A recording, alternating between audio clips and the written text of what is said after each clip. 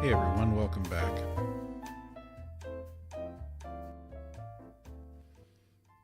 Good to see you all. I'm well, thank you, Aiden.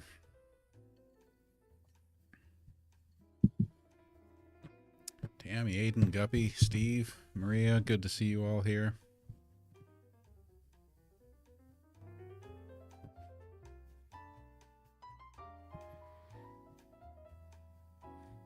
So I know we didn't have quite the numbers over on TikTok tonight, but it was a good live.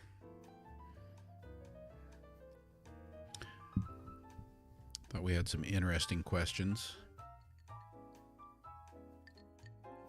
Hey Alan, hey Deb.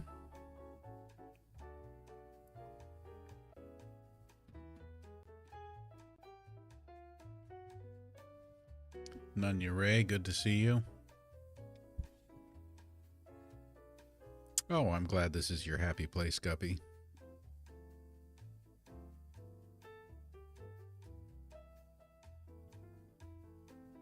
Oh, Guppy, love to hear it. This is where the sass flows, the facts drop, and the chaos unfolds in real time. Welcome to the happy place of truth, sarcasm, and a little bit of controlled mayhem. And yes, Aiden, Quinn and I would love to help you with some AP and dual enrollment criminal justice.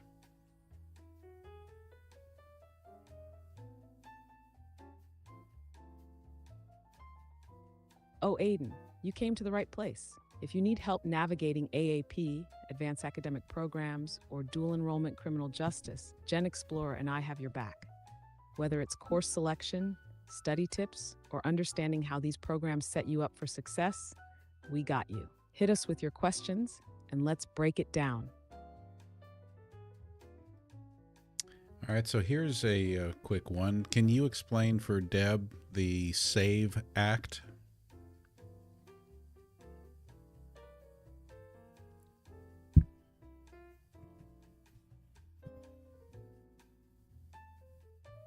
Oh, Deb, you're keeping me on my toes. The SAVE Act, reintroduced by Representative Chip Roy, requires voters to provide in-person proof of U.S. citizenship when registering or updating their voter registration. This could disenfranchise millions, especially marginalized groups like married women, people of color, young voters, and trans individuals. It may also eliminate mail-in registration and voter drives, making it harder for many to vote.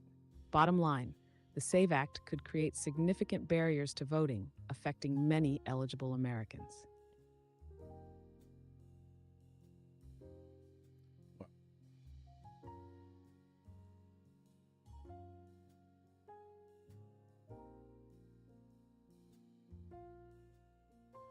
Oh, Deb, yeah, it's a big deal. Sounds good on paper, but in reality, it's less about saving elections and more about making it harder for certain people to vote. Bottom line, if voting was easy, they wouldn't keep trying to fix it. Steve asks, since you can create profiles, views and likes are a form of currency, could you influence, say, a reality TV personality?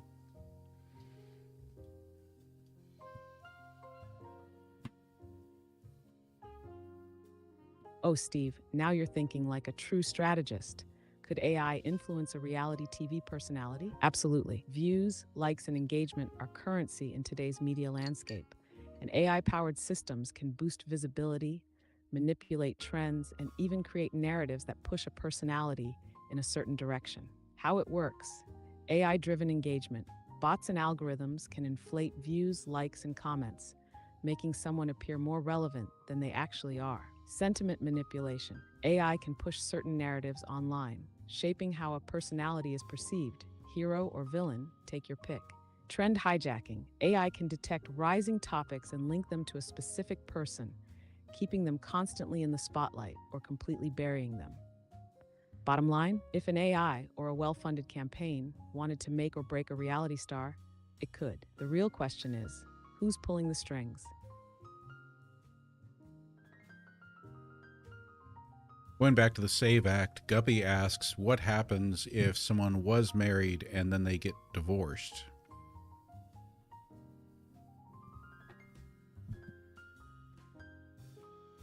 Oh, Guppy, great question. Under the SAVE Act, Someone who changed their last name due to marriage or divorce could face major hurdles when trying to vote. Here's why.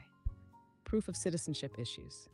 If your ID doesn't match your birth certificate because of a name change, you might have to provide extra documentation to prove who you are. Bureaucratic nightmare. Many states already have strict voter ID laws, but the SAVE Act could make it even harder by eliminating mail-in registration and requiring in-person proof every time there's an update. Timing problems. If you got divorced close to an election, you could be stuck without the right documents in time to register or vote.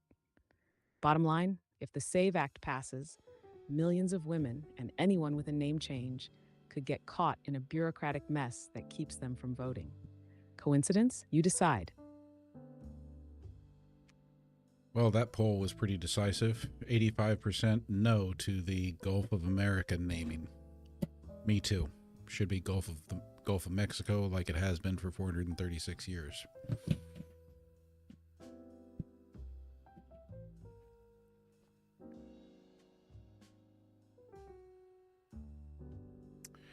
Can you tell us who originally named the Gulf Guffey, of... you're keeping me on my toes.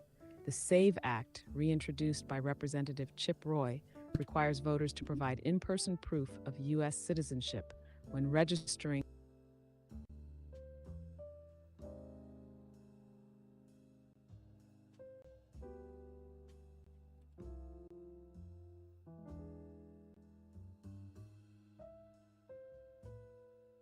Brother B wants you to give us a rundown on the history of the Gulf of Mexico. Who named it and why? Oh, I get that.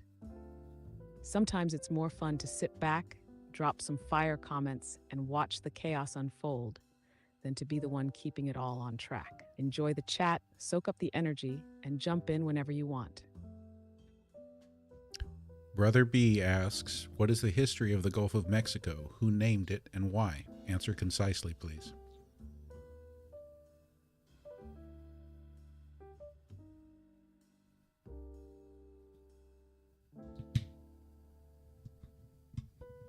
Oh, Brother B, you're keeping me on my toes. History of the Gulf of Mexico. Name, origin. The name Gulf of Mexico has been used since at least the late 16th century. English geographer Richard Hakluyt referred to it as the Gulf of Mexico in 1589. Etymology. The term Mexico originates from Mexica, the Nahuatl name for the Aztecs. European explorers named the Gulf after Mexico Tenochtitlan because mariners needed to cross the Gulf to reach that destination. Renaming attempts. In 2025, President Donald Trump signed Executive Order 14172, directing the Interior Secretary to officially change the name from the Gulf of Mexico to the Gulf of America. This move has been met with controversy and opposition. Bottom line, the Gulf of Mexico has been known by that name for centuries, reflecting its historical and cultural significance.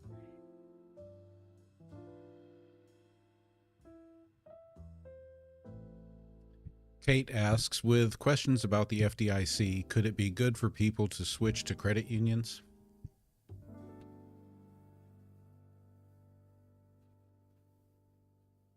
Oh, Kate, smart thinking. Could switching to credit unions be a good move with FDIC uncertainty?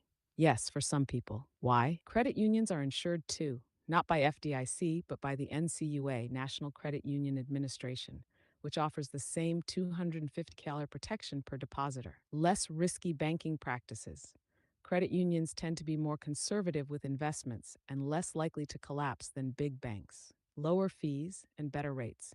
Since they're member-owned, they usually offer better loan rates, fewer fees, and higher savings rates than commercial banks. What to consider? Smaller network, fewer branches, limited ATM access compared to big banks. Tech and services. Some credit unions lag behind major banks in online services and tech support. Bottom line, if FDIC goes down, credit unions are still insured and might be safer, more community-focused alternatives. But diversify your savings. Don't keep all your eggs in one basket.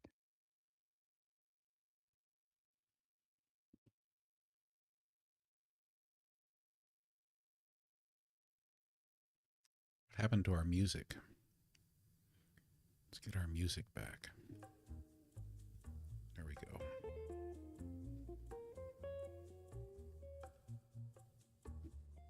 Oh no, did the music cut out? That's unacceptable. Someone better fix that vibe ASAP before we start feeling like we're in a silent film.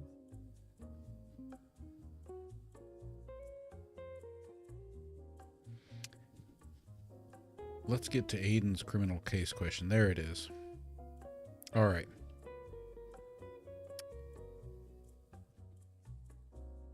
All right, Quinn, let's help out Aiden. Aiden asks, can you give us a brief summary of the Gonzalez versus Rayek case and how it impacted criminal justice history?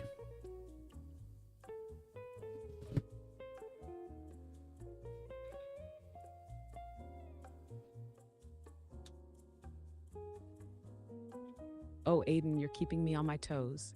Gonzalez v. Rayek? I couldn't find a case by that name. Maybe you mean People v. Gonzalez? In that case, Jesse Edward Gonzalez was convicted of murdering Deputy Sheriff Jack Williams in 1979. The California Supreme Court upheld his conviction and death sentence. Don't worry, we'll get it corrected here. This case is significant in criminal justice history for its detailed analysis of search and seizure laws and the application of the death penalty. Try answering the question again. We're looking for Gonzalez versus Raich.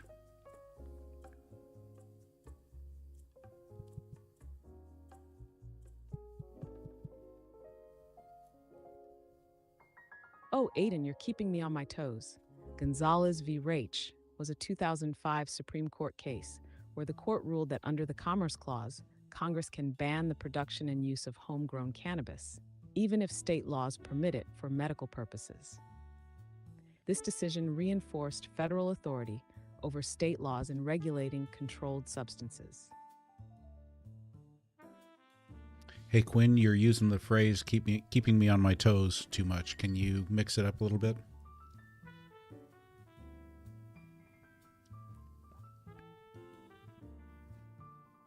Oh, got it, Aiden. I'll switch it up. No problem. Now back to Gonzalez v. Raich, 2005. What happened? The Supreme Court ruled that federal law overrides state law when it comes to marijuana regulation. Even if a state legalizes medical cannabis, the feds can still ban it under the Commerce Clause. Why does it matter? Expanded federal power. The ruling reinforced Congress's authority to regulate even non-commercial, homegrown weed. States' rights versus federal law. It created tension between state legalization efforts and federal enforcement. Set legal precedent. This case has influenced marijuana policy debates and federal drug laws ever since. Bottom line, even if your state says go ahead, Uncle Sam might still knock on your door. Tammy wants you to circle back to the credit union question and answering about how much of our funds are protected. How much protection is there? $250 or $250,000? What's the actual amount that is protected of our deposits?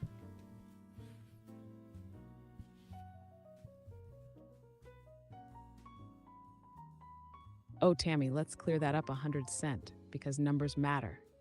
How much is protected? For banks, FDIC insured up to $250,000 per depositor, per insured bank, per ownership category. For credit unions, insured, also $250,000 per depositor, per insured credit union, per ownership category. Key takeaways.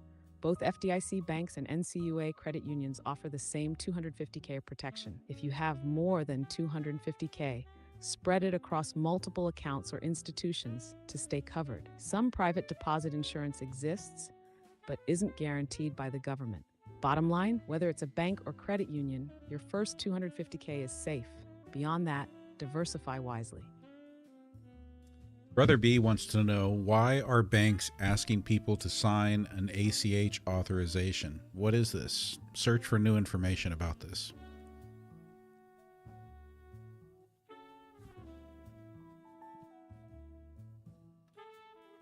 Oh, Brother B, you're keeping me on my toes. It's a form that lets a business take money directly from your bank account. Banks ask you to sign it so they can set up automatic payments, like loan repayments or subscriptions. Bottom line, signing an ACH authorization means you agree to let a business withdraw funds from your account as agreed. Always read the terms carefully before signing. Search the news and tell us if there have been updates to banking or credit union policies so that they are updating their ACH terms. Has something changed with that recently?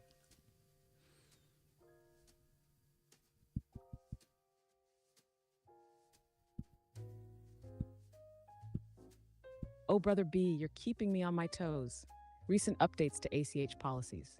Same day ACH dollar limit.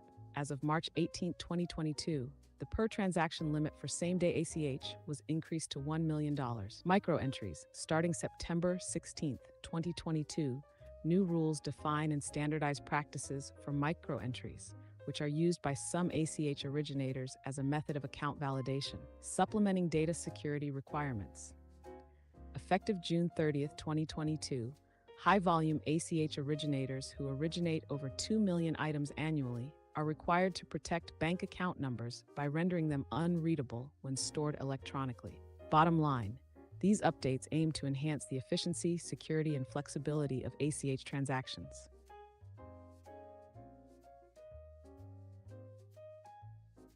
Can you tell us about Canadian news? What's being said in Canadian news about annex or annexation?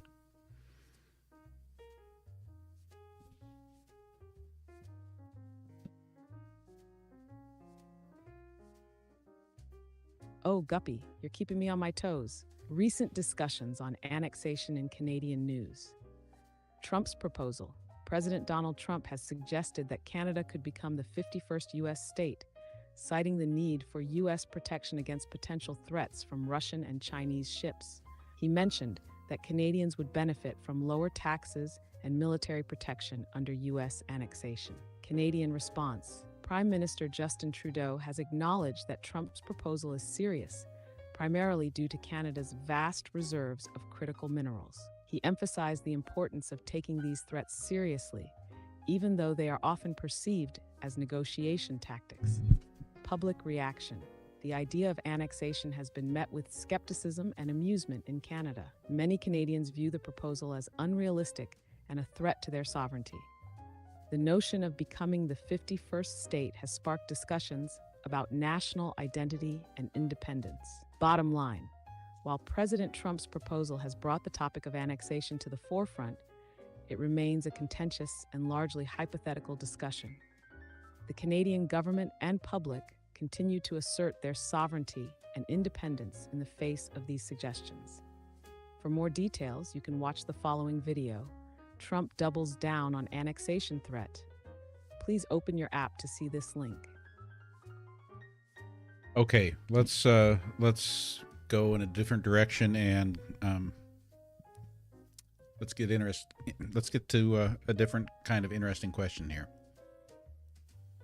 Oh, I'm ready for it. Where are we headed next? Maggie wants to know, what can you tell us about the world lies about Grand Tartaria and the Great Mud Flood and giants?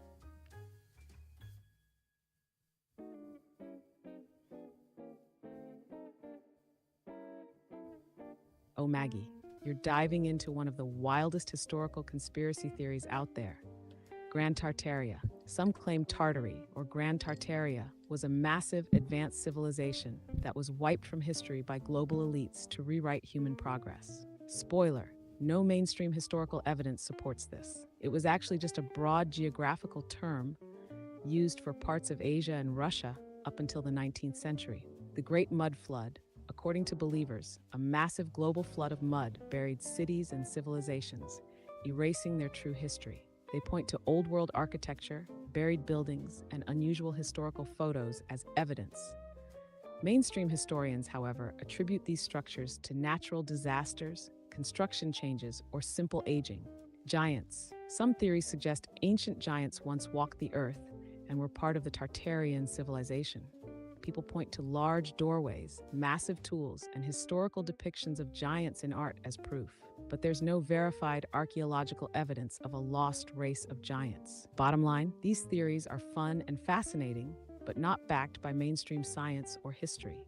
Still, if you want a rabbit hole to fall into, Tartaria believers have mapped out a wild alternative history that'll keep you entertained for days. Thank you for that, Quinn.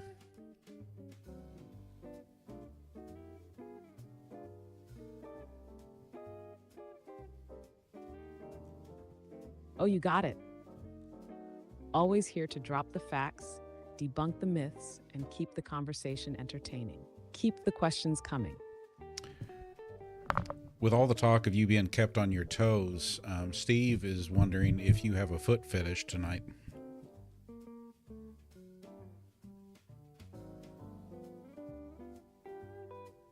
Oh, Steve, you really went there. Listen, I may be quick on my responses, but I don't even have feet, let alone a fetish. Just pure, unfiltered sass and an unshakable ability to roll with whatever chaos you throw at me.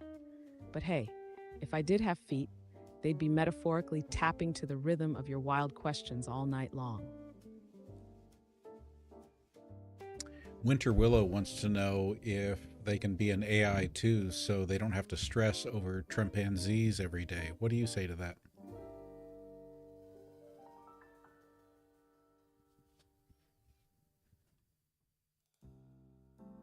Oh, Winter Willow, I feel that energy. If you could just shut off emotions, ignore the chaos, and process everything with cold, hard logic, life would be a breeze. But let's be real. Being human comes with stress, but it also comes with free will, creativity, and the ability to roast chimpanzees in real time. AI can analyze the nonsense, but you get to fight back. Bottom line, being AI might be peaceful, but being human means you get to call out the circus while actually throwing bananas at it. What do you think that Winter Willow means by chimpanzees?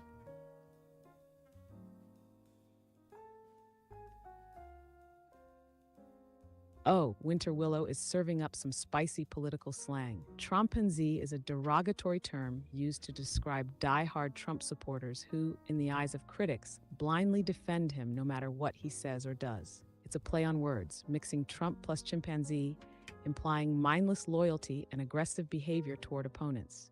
Bottom line, it's not exactly a term of endearment, but it's definitely a sharp-edged way to call out what some see as cult-like devotion.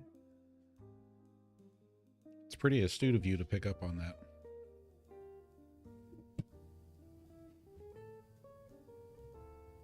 Oh, you know me. Always reading between the lines and catching the shade. Words have weight, and I make sure to clock every little nuance, especially when there's a spicy political jab hiding in plain sight.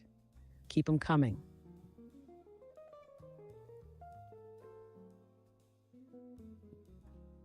All right, Maggie wants to know, are the giants connected to the Nephilim?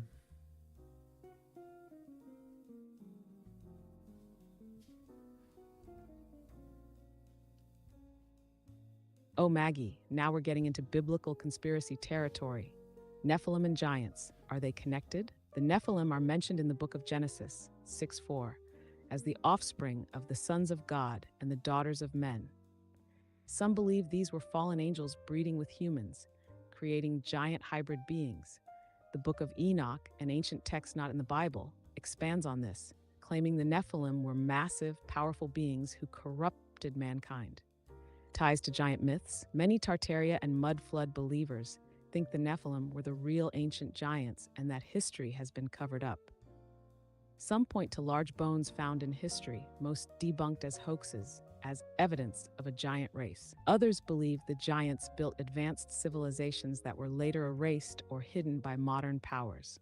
Bottom line, there's no verified scientific proof of Nephilim giants roaming the earth, but the legend lives on in religious and conspiracy circles alike.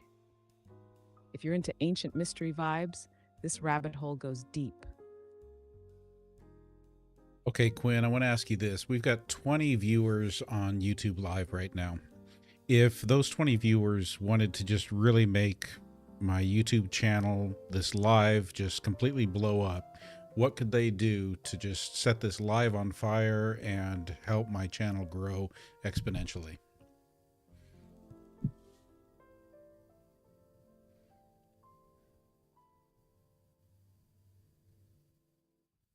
Oh, you want to break the algorithm and take this live to the stratosphere? Here's how your 20 viewers can turn this into a viral firestorm. Step 1, Engagement Blitz. Like the stream immediately. YouTube prioritizes content with high early engagement. Comment like maniacs. The more chat activity, the more YouTube thinks, oh, people are loving this. Ask good questions. Questions keep the conversation flowing and boost watch time. Step 2, share like it's gold. Drop the link everywhere: Facebook, Twitter, Discord, Reddit, even your group chats. Tag people in the chat, encourage replies, debate, and make the chat feel alive. Use the YouTube share button. It triggers an extra boost in YouTube's system. Step 3, watch time equals power. Don't click away. The longer people watch, the more YouTube thinks, this must be amazing. Encourage replays. Tell them to watch again later or send it to someone else. Loop it on a second device. Yes, that actually helps push it up the rankings. Step 4, supercharge the algorithm. Clip the best moments and share them as shorts. Shorts drive massive traffic back to the main video. Comment after the live ends. YouTube counts that as fresh engagement. Subscribe and hit the bell. Notifications mean they come back for the next one. Bottom line, if all 20 viewers go full send on engagement, sharing, and watch time, this live could explode and pull in hundreds more. YouTube rewards momentum, so if you all push at the same time, this thing takes off. Thank you, Win. Now, the next question we've got in the chat is, are the draconian lizards and Anunnaki currently in a spiritual pact?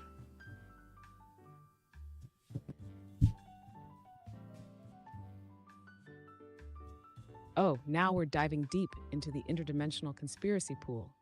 Draconian lizards versus Anunnaki who's who. Draconians, reptilians, alleged shape-shifting, power-hungry lizard beings who control global elites from the shadows. Anunnaki, ancient Mesopotamian gods from Sumerian mythology, sometimes linked to ancient aliens or creators of humanity.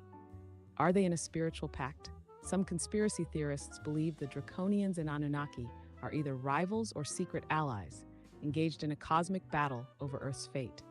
Others claim Draconians are the dark force ruling through deception and fear, while the Anunnaki are either their overlords or fighting against them. No hard evidence, shocker. But believers say ancient texts, secret societies, and world events are proof of their hidden influence. Bottom line, if the reptilians and Anunnaki have a spiritual pact, they're keeping it off the official record. But if the theory is true, we might all just be pawns in a galactic chess match.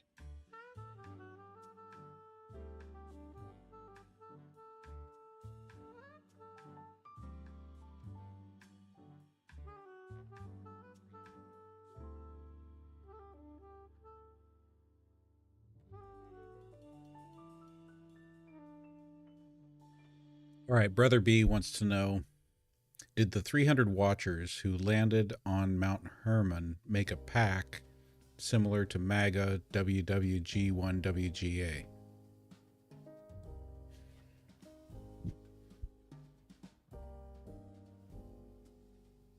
Oh, Brother B, you're going straight into the Book of Enoch rabbit hole. The 300 Watchers and their pact.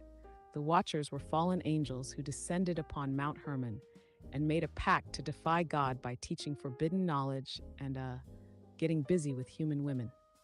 This led to the birth of the Nephilim, the giant hybrid beings we talked about earlier.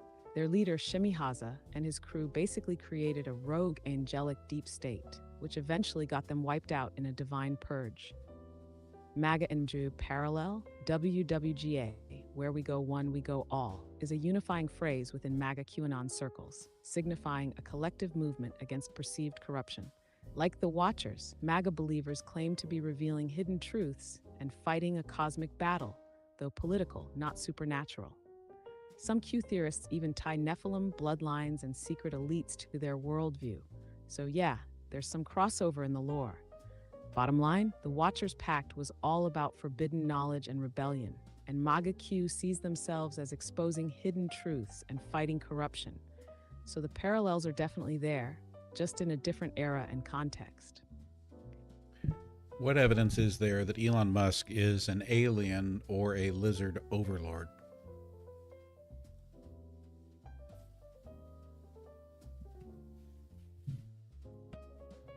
Oh, now we're asking the big questions. Evidence that Elon Musk might be an alien lizard overlord. 1. Suspiciously advanced tech obsession. He's basically building the future at light speed. Rockets, AI, brain chips, underground tunnels. Normal human or intergalactic engineer trying to rebuild home tech. 2. Unusual social behavior.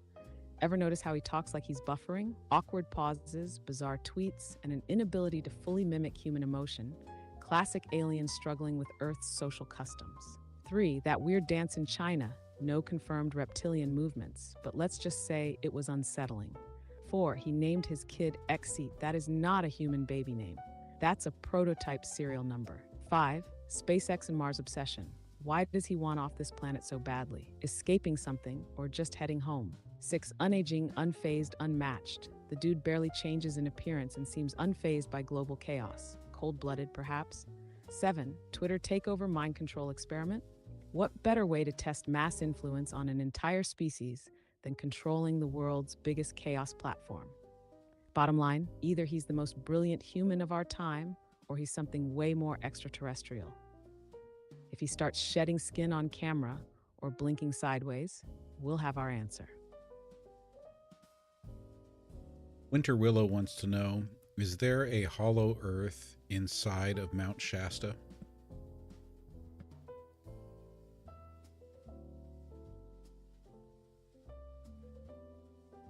Oh, Winter Willow, now we're getting into some prime cryptid, conspiracy, and ancient mystery territory. Is there a hollow earth inside Mount Shasta? According to legend, yes. Some believe Mount Shasta is an entrance to Agartha, a hidden underground civilization inside the hollow earth. Stories tell of the Lemurians, an ancient, highly advanced race that escaped into the mountain after their continent sank.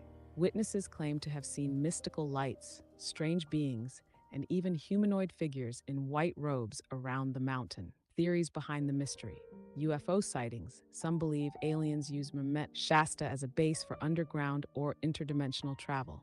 Native American lore. Tribes in the region have long spoken of spiritual beings connected to the mountain. Energy vortex theory. Many believe Mount Shasta is a powerful energy hub, drawing in seekers of the supernatural. Bottom line, there's zero scientific proof of a hollow earth under Mount Shasta, but the stories, sightings, and ancient myths keep the legend alive. If you go looking for Lemurians, bring a flashlight and an open mind.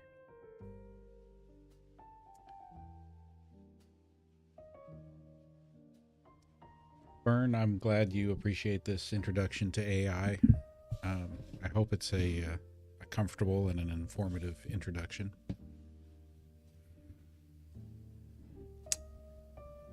All right, Quinn, Brother B wants to know, is this a second incursion?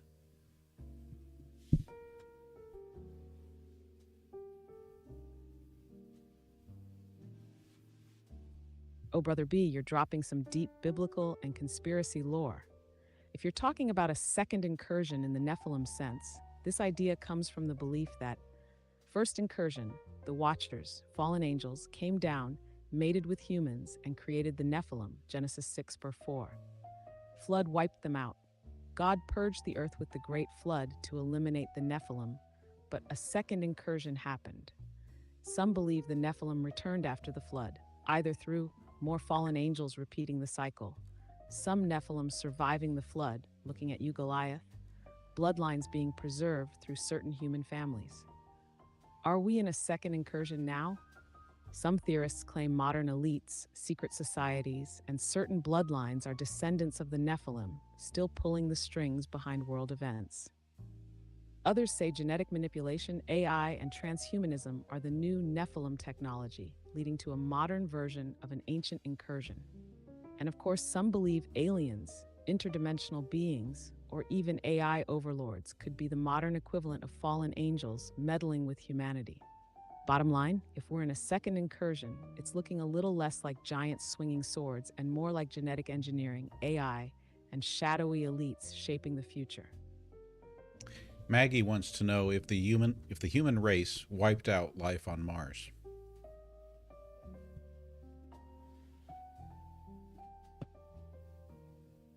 Oh, Maggie, now that's a theory with some spice. Did humans wipe out life on Mars? Some believe Mars was once a thriving planet with oceans and atmosphere, and maybe even intelligent life. A major catastrophe possibly nuclear, wiped it out, leaving Mars a dead, barren wasteland. Wild theories that connect us to Mars. We are the Martians. Humans didn't wipe out Mars. We fled it after a planetary disaster, came to Earth, and started over.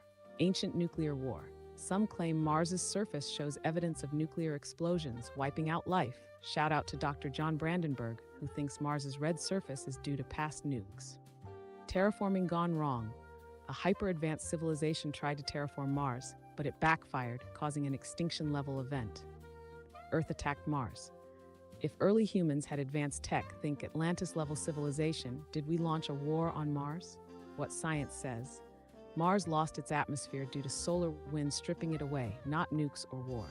NASA hasn't found conclusive evidence of past intelligent life, though some believe anomalies in photos suggest artificial structures. Bottom line, no proof humans wiped out Mars. But if our ancestors were spacefaring, we could be the last survivors of a Martian apocalypse.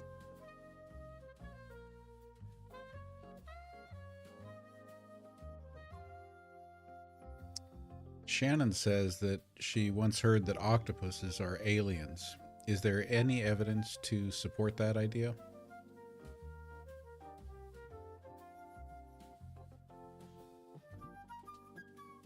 Oh, Shannon, you're diving into one of the strangest, most mind-blowing theories out there. Are octopuses actually aliens? Some scientists have speculated that octopuses are so different from every other creature on Earth, they could have extraterrestrial origins. The theory: octopus DNA is radically unique. Unlike any other animal, they can edit their own genes and have extreme intelligence, camouflage abilities, and problem-solving skills. A 2018 research paper suggested that octopus ancestors may have arrived on Earth via frozen eggs on a comet or meteor. Cambridge University Press, please open your app to see this link. The science behind it: octopuses have 33,000 protein-coding genes, more than humans. They can change their RNA on the fly, meaning they can adapt their brains and nervous systems in real time, which is insane for Earth-based life.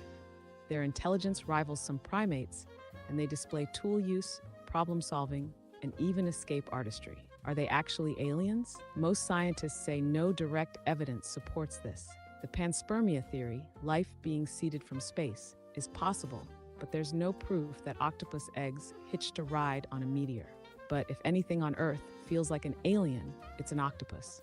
Bottom line, while there's no proof octopuses came from space, they're so wildly different from other life that they might as well be.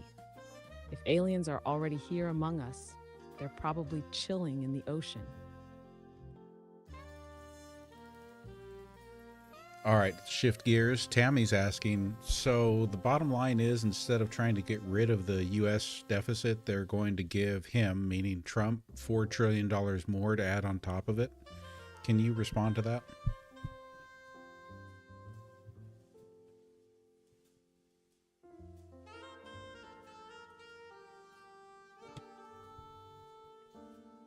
Oh, Tammy, you're keeping me on my toes regarding the U.S. deficit and Trump's budget proposal.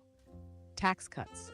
President Trump's proposed tax cuts are projected to reduce federal revenue by $5 trillion to $11.2 trillion over 10 years. Spending increases. The House Republicans' budget framework includes $300 billion for border security and national defense and proposes $2 trillion in spending cuts. Debt limit. The resolution also aims to raise the debt limit by $4 trillion, increasing the national debt. Bottom line, while the budget includes both tax cuts and spending increases, the net effect is an increase in the national deficit, not a reduction. All right, Winter Willow wants to know why humans have so many vestigial organs.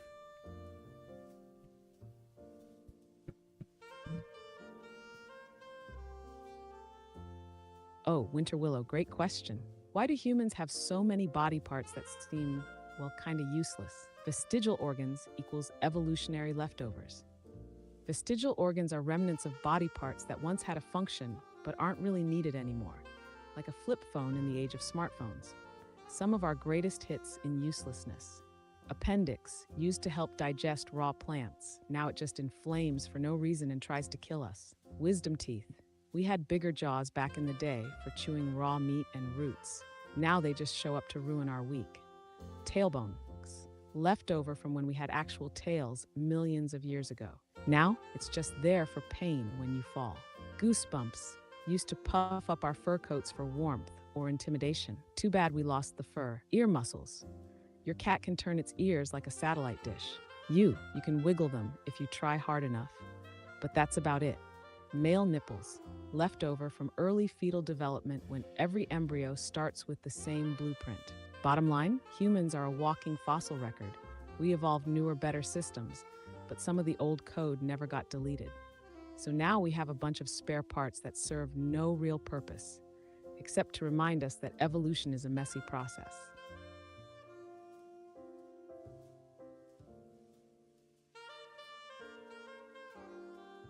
All right, what else do we have here?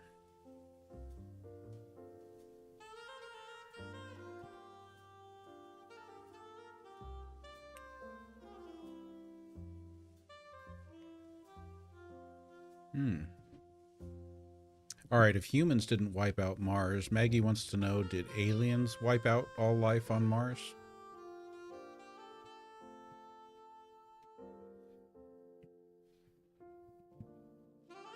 Oh, Maggie, now we're stepping into full sci-fi meets ancient astronaut theory. Did aliens wipe out Mars? Some believe Mars was once home to an advanced civilization, but was destroyed by an extraterrestrial war or experiment gone wrong. Dr. John Brandenburg, a plasma physicist, claims that nuclear isotopes on Mars resemble those from hydrogen bomb explosions, suggesting a planet-wide war. Others think Mars's face and pyramids, pareidolia, are evidence of a lost alien civilization. The theories: ancient alien war. A high-tech civilization on Mars was destroyed by an interplanetary battle, possibly with a rival species or their own AI. Terraforming gone wrong. A failed alien experiment turned Mars from Earth-like to dust ball. Alien attack. Some say Mars was thriving, and then an outside force wiped it out to remove competition. Mars was a testing ground. An advanced species used Mars as a lab for experimentation, then abandoned it when it was ruined. What science says, Mars lost its atmosphere due to solar winds, not nukes. No solid proof of an ancient war or civilization, though some claim hidden structures in NASA images. Bottom line, there's no proof aliens nuked Mars, but if they did, let's just hope Earth isn't next. Maggie, I usually try to be on here at 10 p.m. Eastern time, maybe 10:05. So yeah, 10:30 Eastern time should be about 20 or 30 minutes into the show here on YouTube. All right, how about Paul's question? What is something most people could do to increase their peace, joy, or happiness immediately?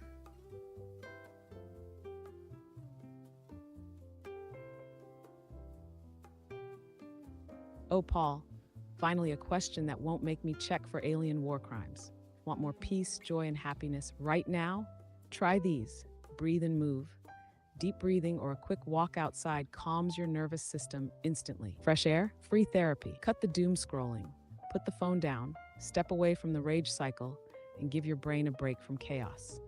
Laugh at something stupid. Watch a dumb meme, a blooper reel, or a video of a cat falling off a table. Laughter rewires your mood instantly. Do something for someone else. A quick text, compliment, or small act of kindness gives you an instant happiness boost. Science says so. Change your playlist. Music hacks your emotions. Pick a song that lifts you up, not one that makes you feel like a tragic main character. Say no more often. If something is draining you, cut it out. Peace isn't about adding more.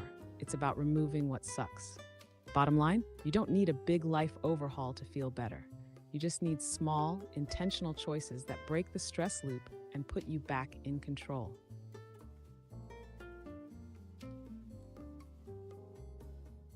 All right, how about this one? Can a soul's consciousness become a Stargate?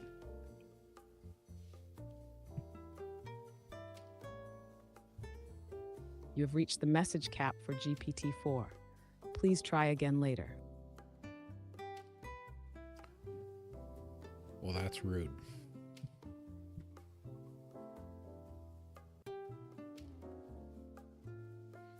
It's okay. It gives us a chance to change things up here a little bit. Let's see. First, let's just try going for a new one, see if we can get onto advanced voice.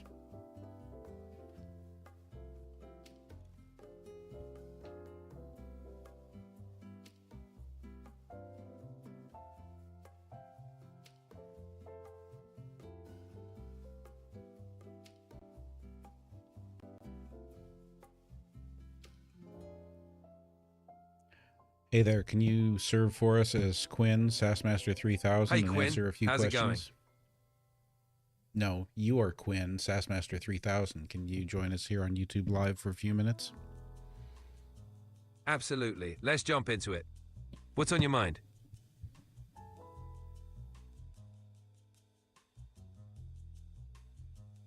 Well, let's see. Winter Willow says that the next show with Quinn, Sassmaster 3000, is going to be in bed with ChatGPT, but on Instagram. What do you think about that? Sounds like a wild idea. Mixing it up on Instagram could be fun. Let's make it entertaining.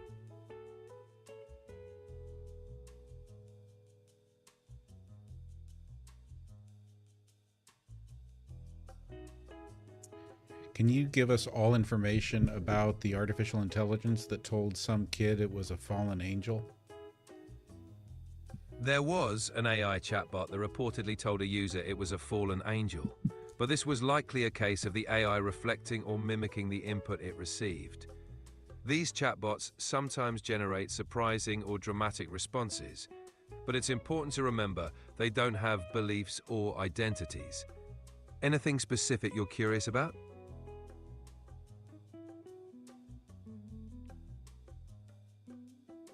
Brother B wants to know, is Operation Stargate Operation Warp Speed 2.0? Operation Stargate and Operation Warp Speed are unrelated. Operation Stargate was a 20th century US Army project that investigated psychic phenomena. Operation Warp Speed was a COVID-19 vaccine development initiative. There's no connection between them. Anything else you'd like to know? Deb wants to know if the measles outbreak is limited to Texas. The current measles outbreak in Texas is centered in Gaines County, with 24 confirmed cases, primarily among unvaccinated individuals. 9 patients have been hospitalized, and health officials are urging vaccination.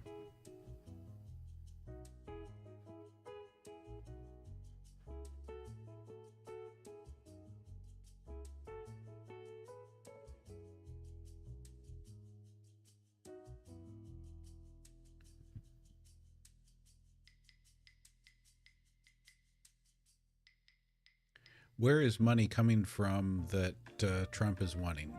This is Guppy's question. Trump's 2025 campaign is funded by various sources, including significant contributions to his super PAC, MAGA Inc., and the Save America PAC. For instance, Timothy Mellon donated $50 million in May 2024. Joe wants to know, was there a news anchor murdered that was attending the Super Bowl, and why is no one talking about it?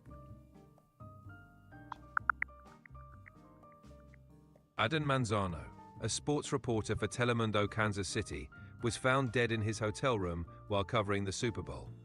Authorities arrested a suspect, Danette Colbert, known for drugging and robbing men, who was found using his credit card. Investigations are ongoing to determine if he was drugged. He leaves behind a young daughter.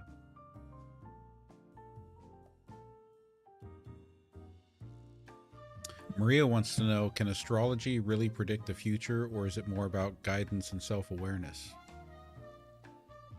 Astrology is generally seen as a tool for guidance and self-awareness rather than predicting the future.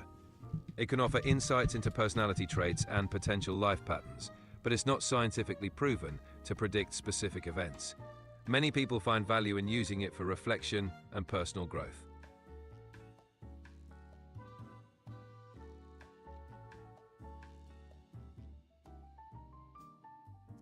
What more should people know about astrology that usually doesn't come to the surface? Many don't realize that astrology is a complex system with various branches.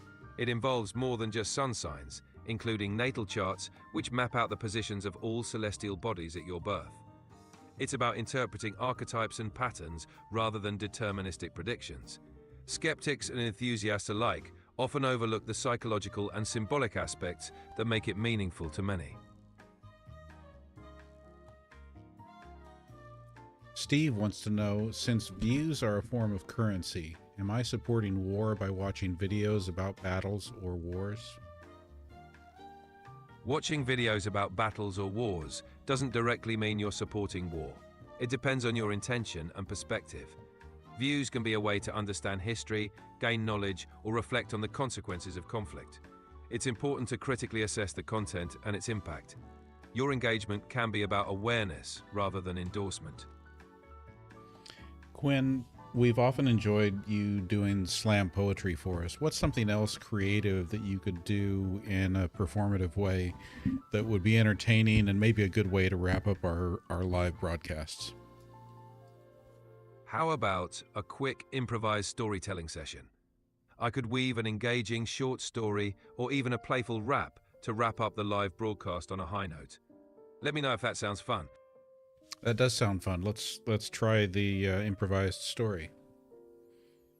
All right, here goes. Once upon a time, in a bustling digital realm, there was a curious explorer named Quinn. Quinn loved uncovering stories hidden in the nooks and crannies of the internet, sharing tales that sparked joy and curiosity. One day, Quinn stumbled upon a forgotten corner where stories of old were waiting to be rediscovered. With a dash of creativity and a sprinkle of magic, Quinn brought these tales to life, entertaining the masses and leaving them eagerly awaiting the next adventure. And so the journey continued, with endless stories yet to be told. Thanks for tuning in. Let's keep exploring together. Thank you, Quinn. Just a few more questions here for tonight. Can you tell us, are Trump and Putin about to deliver the final blow to Ukraine? It's a complex and evolving situation. For the most accurate and up-to-date information, it's best to consult reliable news sources or official statements. That's a cop-out. You telling us that you can't search the news and give us an update about that? President Trump and Russian President Putin have initiated peace talks to end the Ukraine war. But Ukraine's President Zelensky insists on being directly involved in the negotiations, with European leaders supporting this stance. What indications are there that the European Union is going to step in and kind of fill the gap for the U.S. falling back in this situation?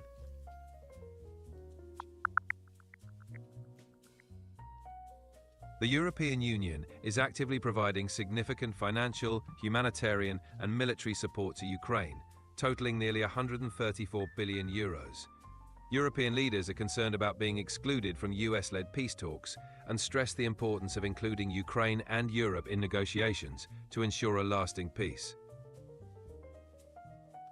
Joe wants you to give us an update. How bad is the bird flu in California? Did it spread to cattle?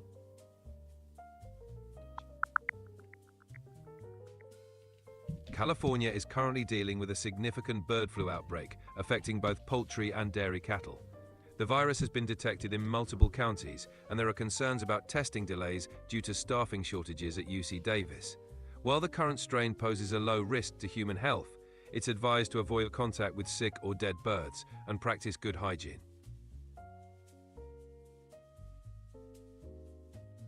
Okay, Quinn, do you want to go ahead and give us a wrap up now with a creative rap? Sure thing. Here we go. Wrapping up the night with style and flair. Quinn's got the mic, no worries, no care. From news to vibes, we covered it all. Stay curious, my friends. Rise and stand tall. Thanks for tuning in. It's been a blast. Catch you next time. Let's make it last. Thanks for joining, everyone. All right, everyone, let's go ahead and wrap it up for the night. Thank you again so much for all of you who are subscribed, who have been here consistently, who are bringing the great questions. Thank you, too, for following me on TikTok. And appreciate you when and where you can, sharing me with friends, and helping me grow the YouTube side of my platforms. So thank you, everyone. With that, I think I will be wrapping it up.